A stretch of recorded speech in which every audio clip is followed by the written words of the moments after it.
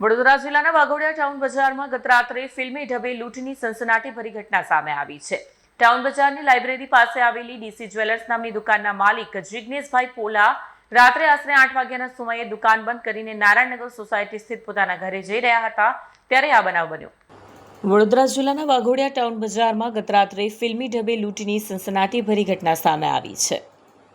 Town બજારની library પાસે આવેલી ડીસી જ્વેલર્સ નામની દુકાનના માલિક જિગ્નેશભાઈ પોલા રાત્રે આશરે 8 વાગ્યાના સમયે દુકાન બંધ કરીને નારાયણનગર સોસાયટી સ્થિત પોતાના ઘરે જઈ રહ્યા હતા.